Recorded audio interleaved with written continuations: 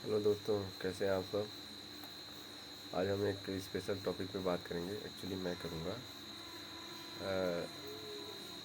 क्योंकि मैं अभी रिजाइन लेके आ गया हूँ। तो सबसे पहले मैं एसएससी जीडी में जिनका सिलेक्शन हुआ है, चाहे जिसमें हुआ हो, चाहे सीआरपीएफ में, बीएसएफ में, सीआईएसएफ में, आईटीबीपी, एसएसएफ में, मैं सबको मुबारकबाद देता हूँ। मैं आया तो मेरे गांव में एक लड़के का सिलेक्शन हुआ, उसे सीआरपीएफ मिला हुआ है। तो वो मेरे पास आया, तो वो कंफ्यूज था, बोला कि ज्वाइन करें कि ना करें। 26 को उसकी रिपोर्टिंग है शायद, दिल्ली में। तो भागा भागा आया, तो पूछ रहा था, आया मेरे पास मतलब। तो मैंने कहा भाई बेस्ट है, कोई दिक्कत नहीं, आप ज्वाइन करो। तो मैंने सोचा क्यों ना इस पर थोड़ी सी बातें कर ली जाए। तो आइए इसी के रिगार्डिंग हम बात करेंगे। तो जिन भी लोगों का एसएससी जीडी में सिलेक्शन हुआ है, बहुत बहुत कॉन्ग्रेचुलेसन, मुबारकबाद, आपकी मेहनत रंग लाई। जॉब बहुत अच्छी है, नो डाउट। पर मैं इसमें दो चीज़ क्लियर कर देना चाहता हूँ।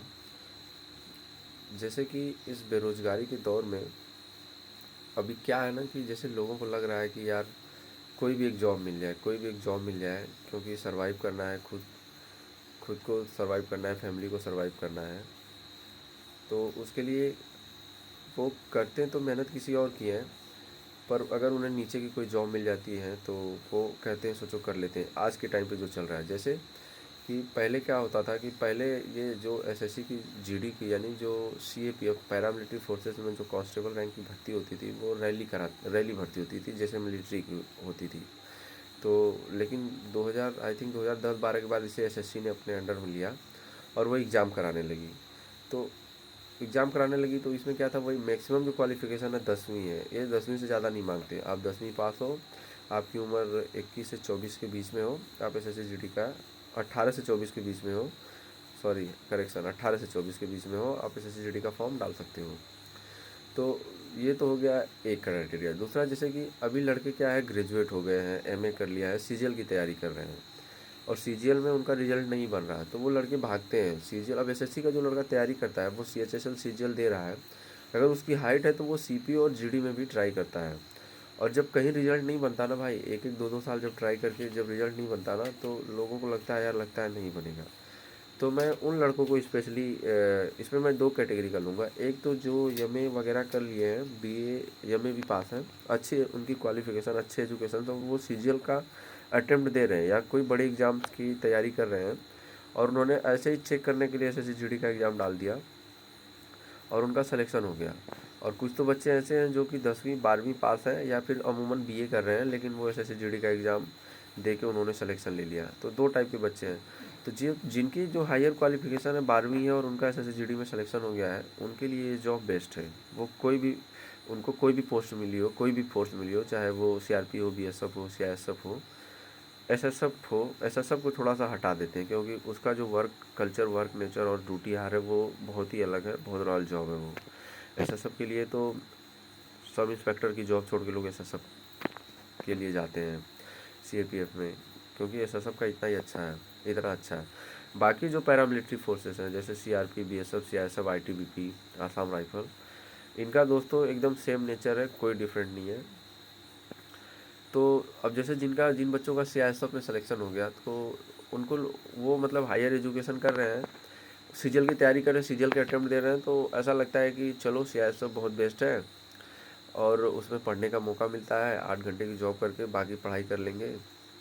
तो दोस्त, ये सपना आपका शायद पूरा हो, लेकिन मैं अपना एक्सपीरियंस शेयर कर रहा हूँ।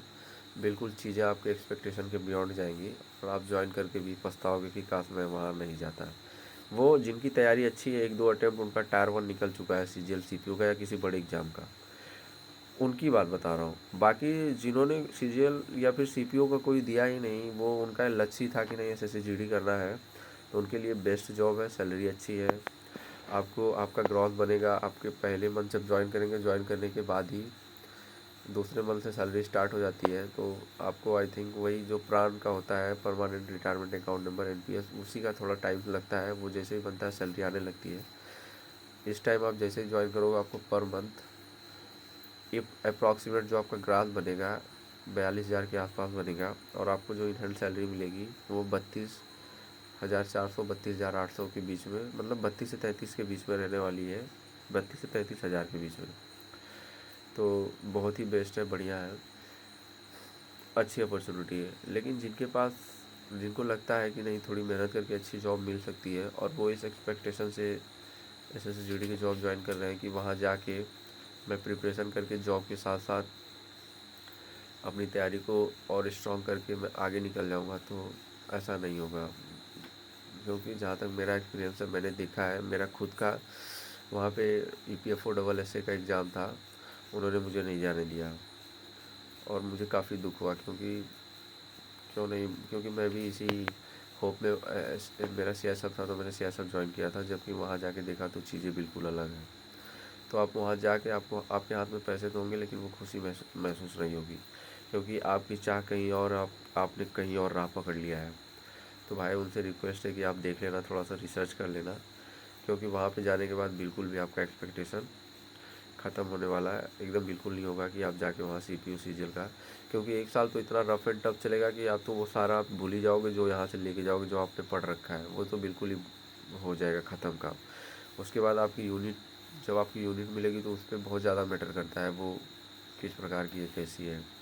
और मोस्ट ऑफ द केसेस में पता है, अगर आप कोई नया एग्ज़ाम्स वगैरह देना चाहते हो तो उनसे परमिशन लेनी पड़ती है, और उनके ऊपर निर्भर करता है, वो डिपेंड करता है कि वो परमिशन दे या ना दे। आप टोटली फ्री नहीं रहते हो, तो आप एक बार कंसीडर कर लो। बाकी जिनकी मैक्सिमम क्वालिफ़िकेशन 12वीं है और उनको SSGD की जॉब मिल गई है, तो भाई good, best of luck, very good, बहुत ही अच्छी अपॉर्चुनिटी है, अच्छी जॉब है। अब 10वीं पास में कोई प्राइवेट में तो आपको 42,000 रुपये देगा नहीं।